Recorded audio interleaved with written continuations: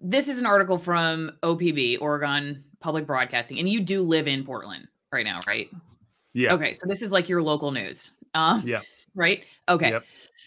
Okay, so longtime PSU instructor quits, citing harassment, lack of free speech, and goes on to discuss how Peter Boghossian, an associate professor who taught philosophy at Portland State University for the past decade, resigned Wednesday, that he was a controversial figure and hosted a variety of contentious viewpoints from guest lecturers and gaining both flack and praise for the co-publishing of hoax papers, which I want to ask you about too in a second. Uh, in his resignation letter, he wrote, "Brick by brick, the university has made this kind of intellectual exploration impossible. It has transformed a bastion of free inquiry into a social justice factory whose only inputs were race, gender, and victimhood, and whose only outputs were grievance and division." And this has gone all over the place. First, because he gained a lot of notoriety for those hoax papers, and now I guess this was Right.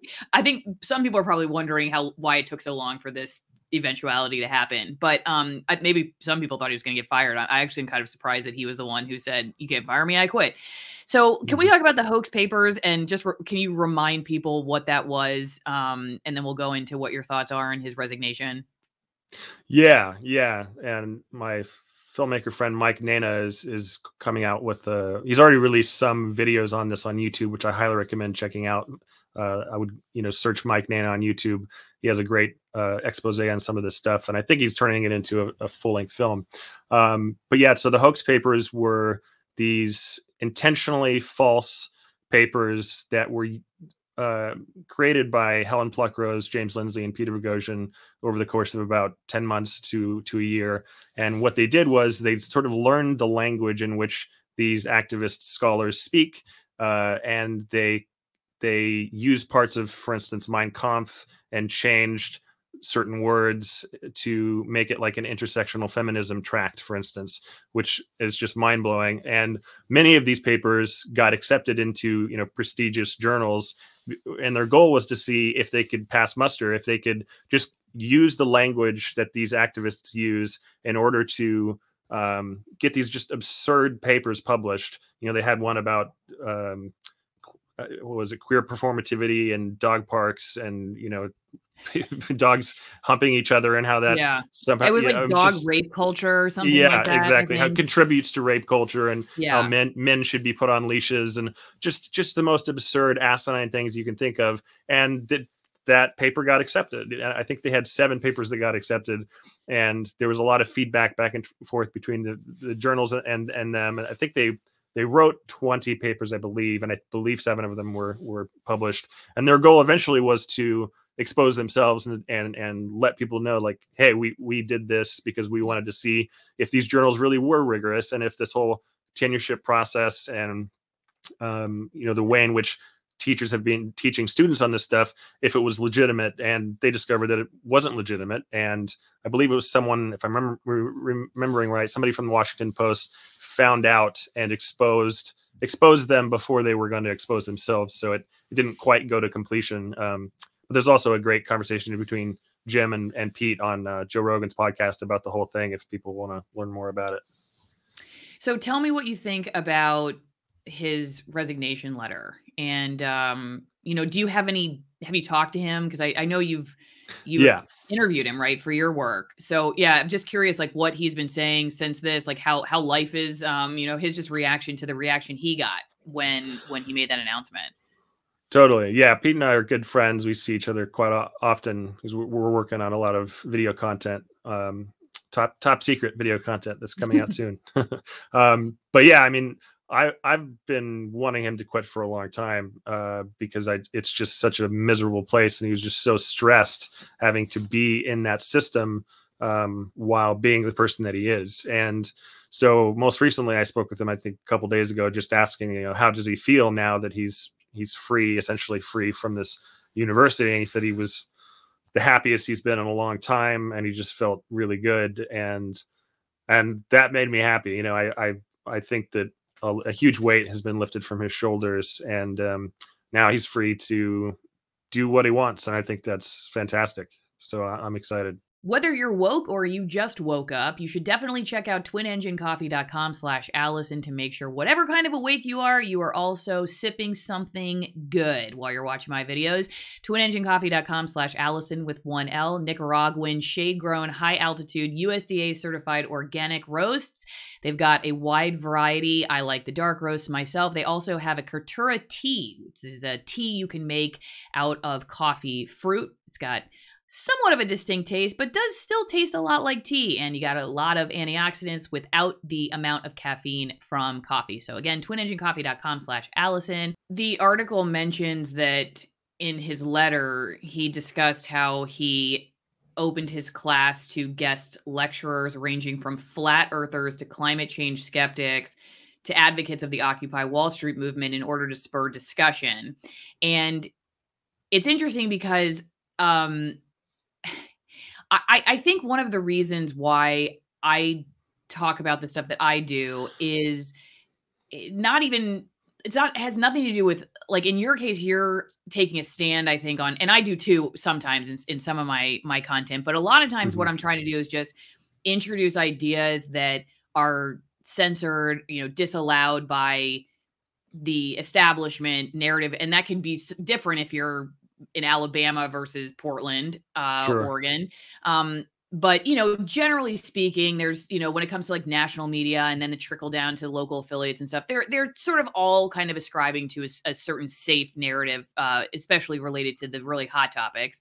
Yeah. And just to show that you don't get like an STD when you talk to somebody who has a different idea than you do about something. And I feel like ideas are like the new STD. We're being told to stay away from people who have these they're just psychopaths, and maybe they are psychopaths. Maybe some people are psychopaths, but who cares? Am I not allowed to hear what they have to say? I mean, at what point, who gets to tell me who I'm not allowed to listen to? And am I not better off having sat down with a psychopath and been like, well, you know what? Here are the holes in that argument. And now I'm better for it on my side of things because I listened to my adversary. When I was a journalist, that was like the very definition of journalism was that was the fun part of what it was to be a journalist, was to find those people who were outside of the box and to try to figure out how they thought the way they did and if there was any truth to it and what that meant for the rest of us. Like that was what made it worth coming to work every day. And now it's like the opposite. It's like you're trying to put those out like fires. Like those are the little sparks for the wildfire. And now you're just trying to silence them like whack-a-mole. It's the total opposite. And so, like I said, I find myself just wanting to bring controversial people on my channel to just be like, see, I'm a normal, sourdough bread eating person, like who, my craziest thing is I drink kombucha sometimes. And I'm talking to this guy who has this idea about 9/11 or this idea about COVID or this idea about whatever, just to be like, see, and I'm still here. I didn't evaporate. I don't have venereal disease. Like I'm fine. And I find that like that seems like Peter was just trying to push back with these ideas, not necessarily just for the ideas themselves, but just to push back on the narrative that like you have to be a moral, virtuous, or even safe person. You have to block yourself off from ideas. And I just think that's really, I think that's really dangerous for our culture.